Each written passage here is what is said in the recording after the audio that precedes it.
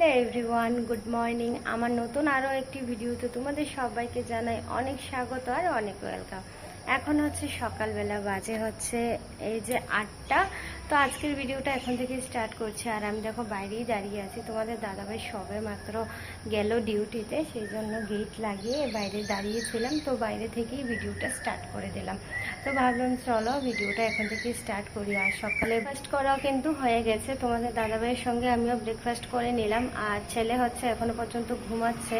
তো ঘরের মোটামুটি কাজকর্ম কিন্তু আমার শেষ। যেমন রান্নাটা বসিয়ে দিয়েছি সকালবেলায়। কারণটা হচ্ছে আমি সকালবেলা মানে ডক্টরের কথা অনুযায়ী এটা ওটা কিছুই খাই না আর কি, একটুখানি ভাত খেয়ে নিই সেই জন্য আর কি। আর আটা রুটি করেছিলাম, তো সেই জন্য একটুখানি রুটি খেয়েছি, বাস আর কিছু খাইনি। প্যাকেটের জিনিস কোনো কিছুই খাওয়া নিষেধ আর কি, সমস্ত কিছুই। সেই জন্য যেহেতু আটা রুটি বানিয়েছি সেই জন্যই খেয়েছিলাম।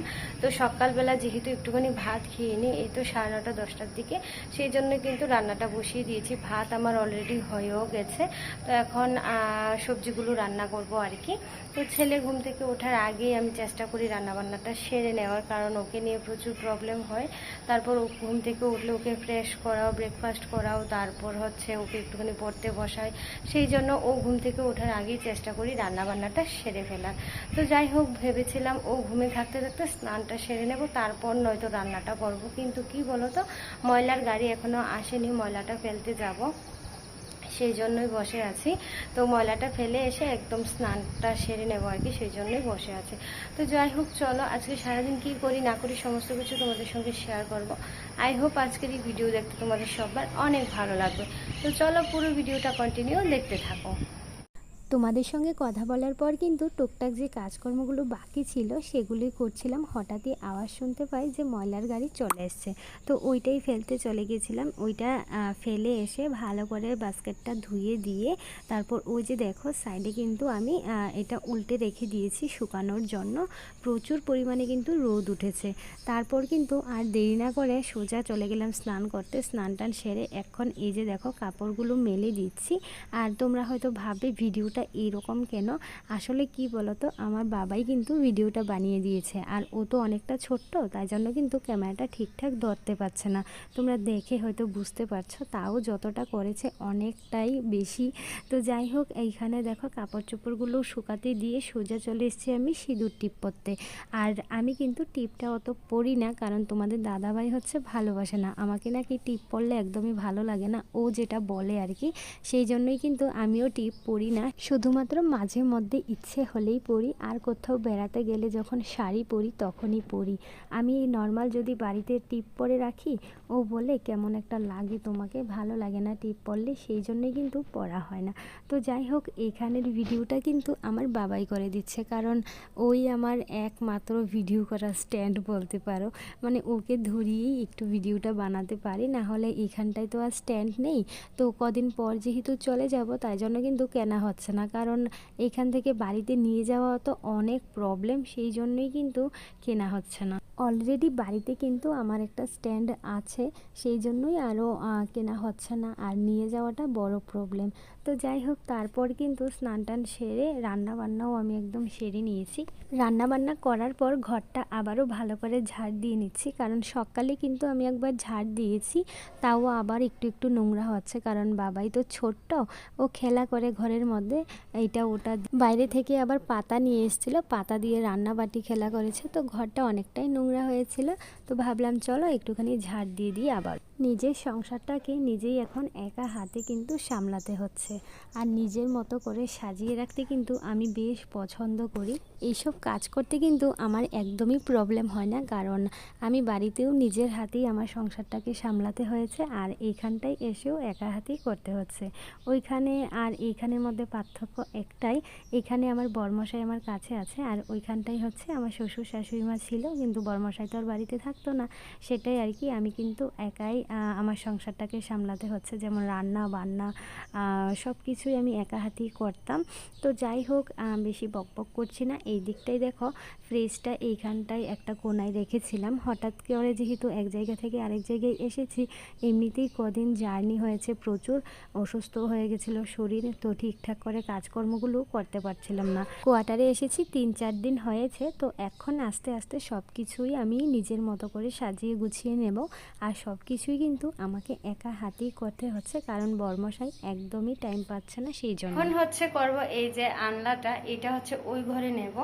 তো যেহেতু ফ্যানের নিচে করে এই যে বেডটা পাতা হয়েছে এইখানটায় মাঝখানটায়, তো এদিকে যাওয়া যাচ্ছে না, আসা যাচ্ছে না, খুব প্রবলেম হচ্ছে।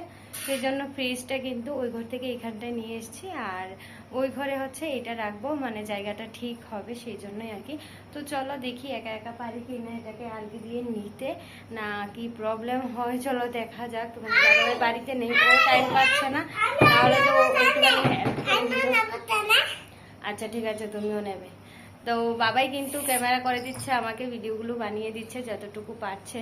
ও তো এখনো ছোট্ট, তখন পারে না, তাও একটু একটু করে দিচ্ছে, তাই জন্য কিন্তু ওকে ক্যামেরার সামনে আনতে পারছি না। তো যাই হোক চলো দেখা যাক এটা পারি কি না একা একা। ও পারছে না, আর ঘরটাকে একটুখানি গোছাবো।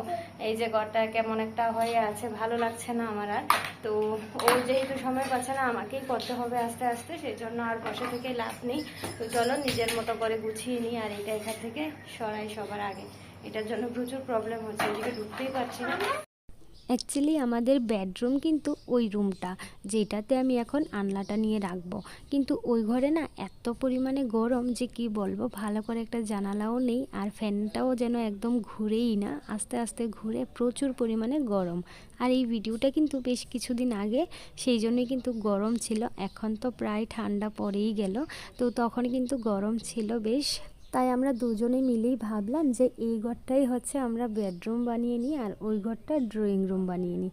তো এটাই দুজনে মিলে ডিসাইড করলাম আর কি। আর যেমন তেমন করে দেখো আমি কিন্তু আনলাটা ওই কোণা থেকে বের করতে পারলাম, বের করে এই যে দেখো ফুলে গেছিলো এটা।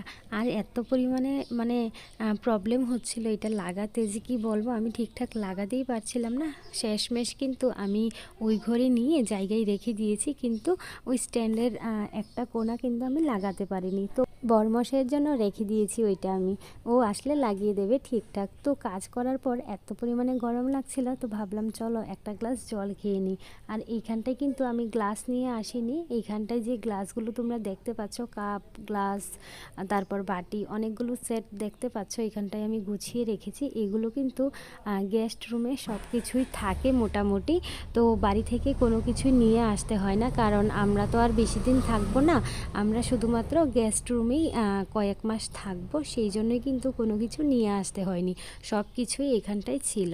আর এইদিকে দেখো আমার পাগলামি, প্রথমে রেখেছিলাম নিচের যে থাকটা ওইটার মধ্যে, তো ওইখানটায় ভালো লাগছিল না দেখে, দূর থেকে দেখতে আমার নিজের চোখেই যেন একটা কেমন লাগছে, ভালো লাগছিল না। তো ভাবলাম চলো মাঝখানের এইটার মধ্যে এই যে দেখো সিনারিগুলো ছিল আর কি, ওইগুলো রাখি। আর ওপরের যে জায়গাটা, ওপরের জায়গাটাতে এই যে কাপ বাটি তারপর গ্লাস এগুলো সেটগুলো গুছিয়ে রাখি। তো এই রকম রাখলে মনে হয় ভালো লাগবে, আমার মনে হচ্ছিল, তাই জন্য কিন্তু এইভাবে রাখছি। তোমাদের কেমন লাগছে জানিও তো কমেন্ট করে। আমার তো এইভাবে রাখলেই বেশ ভালো লাগছিল দেখতে, সেই জন্যই আমি এইভাবেই রেখেছি। আর যে ওই যে সাইডের কৌটোগুলো রেখেছি, এগুলো কিন্তু এখন এখানেই থাকবে, পরে আমি নিচে নিয়ে আসব, কারণ এই যে এগুলোর সঙ্গে এগুলো ভালো লাগছিল না দেখতে। আজ না হোক কাল কিন্তু আমি ওইগুলোকেও নিচে নামিয়ে দেব, নিচে একদম এক কোণায় রাখবো, তাহলে এই জায়গাটা আরও বেশি ভালো লাগবে। তো যাই হোক কাজকর্ম করার পর কিন্তু এই যে ঘরে আম ছিল, এগুলো এখন কেটে নিয়েছি এই যে। আর আমার বাবাই দেখো থালটা কেমন ঘোরাচ্ছে, এইদিকে কিন্তু প্রচুর পরিমাণে আম আছে, মানে আম গাছগুলোতে এত পরিমাণে আম ধরে কি বলবো, লোকজন খেয়ে শেষ করতে পারে না। প্রচুর পরিমাণে কিন্তু গাছের নিচে আম পড়ে থাকে, ওইগুলো কেউ নেয় না, শুধু গাছ থেকে পেরে পেরে যতটুকু খেতে পারে খায়। তাহলে বুঝতে পারছো কত পরিমাণে আম ধরেছে। আমগুলো হচ্ছে লিচি আমের মতো, একদম লিচির সাইজের, কিন্তু প্রচুর প্রচুর প্রচুর আম আর কি, কি বলবো আর। তো যাই হোক ছেলেকে একটুখানি পড়তে বসিয়েছিলাম, তারপর পড়তে বসিয়েছিলাম, এরই মধ্যে তোমাদের দাদাভাই চলে এসছে। আর ছেলে তো ওর বাবাকে দেখতে পেয়ে পড়াশোনা সব ফেলে একদম চলে এসছে বাবার কাছে। আর আসার সময় দেখো কি কি নিয়ে এসছে, হরলিক্স নিয়ে এসেছিলো, তারপর আমি বলে দিয়েছিলাম যে শ্যাম্পু নিয়ে আসতে, শ্যাম্পু নিয়ে এসেছিলো। তো ছেলের জন্য চকলেট নিয়ে এসেছিলো, তো আমিও কিন্তু একটুখানি চকলেট খেয়েছি, মানে একটা চকলেট খেয়েছি, কারণ এই চকলেটগুলো কিন্তু বেশ টেস্টি খেতে, সেই জন্যই আমিও একটা খেতে ইচ্ছে করছিল, তো খেয়েই নিলাম। তো যাই হোক তারপর রাত রাতের প্রস্তুতি শুরু। এই যে দেখো রুটি বানাবো, সেই জন্য আটা মেখে একদম রেডি করে নিয়েছি। আর এই ভিডিওটা কিন্তু তোমাদের দাদাভাই করে দিয়েছে, কারণ ও এখন বাড়িতে ছিল সেই জন্য। তো আটা মাখার পর দুজনে মিলে সিনেমা দেখছিলাম। আর ও কিন্তু প্রত্যেক দিন ডিউটি থেকে এসে কিন্তু একটা সিনেমা লাগায়, তো সিনেমা দেখি। তো দেখতে দেখতে এই যে আমাকে একটুখানি হেল্প করে দিচ্ছিল এইদিকে। তো ফাইনালি রুটি একদম কমপ্লিট। এই যে সয়াবিন আলু দিয়ে সবজি বানিয়েছিলাম রুটির জন্য, আর হচ্ছে দুধ ছিল। তো আজকে কিন্তু একদম সিম্পল খাবার, বেশি কিছু বানাইনি, এইটুকুই। তো চলো আজকের মতো ভিডিওটা এখানেই শেষ করছি। সবাই ভালো থেকো, সুস্থ থেকো, টাটা।